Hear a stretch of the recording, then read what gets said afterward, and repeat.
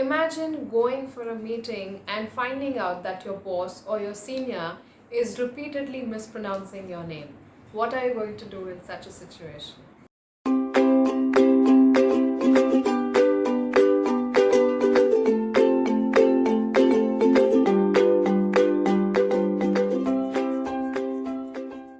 Hello everyone, welcome back to the English Web.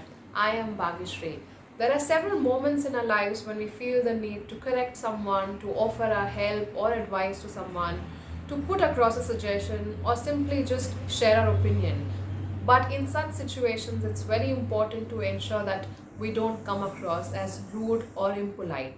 In today's video, we shall look at some of the best ways in which we can tackle how to put across our suggestions, opinions, and correct someone in a way that is polite.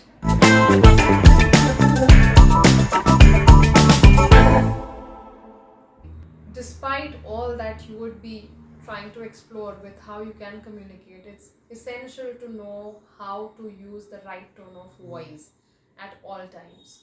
So let's get started with the first option.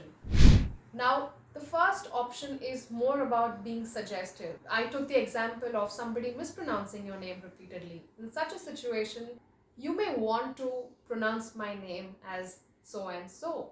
Now, for example, if my name is Vagish and I want to tell somebody that this is how it is pronounced, then I will say, you may want to pronounce my name as Bhageshri. In a situation other than this, when you want to draw somebody's attention to some facts that he or she is overlooking, you can say, you may want to recheck the facts or go through the document before discussing these things. The second option is being considerate. Now, what do you mean by being considerate? When you see somebody is really struggling with something and you feel that it would be nice to offer your help, you can say something like, I hope you don't mind if I helped you out with this. So it could be anything that you want to offer your help with, but you just want to ensure that the other person doesn't feel embarrassed, or you just don't want to let your help be seen as a way of being boastful about anything. So again, this is when you try to be considerate and just help, and at the same time not make the other person feel bad about anything. So that is the second option. The third option is trying and offering your advice. So when you're trying to express your opinion or you want to share some advice, you can say something like, I think you would want to carry a bottle of water before we go to the location. So here you feel that there is a need for somebody to carry a bag or a bottle of water, and yet you don't want to be assertive. So you're just trying to express what you feel is right in a very polite and gentle manner. The fourth option is the option of personalization. Now, when do you personalize something and how do you personalize something? So if I say, if I were in your place, I wouldn't have gone back. So here, this is a situation wherein you are not required to offer your help or assistance, but it's just general advice. You feel like, you want somebody to do the right thing.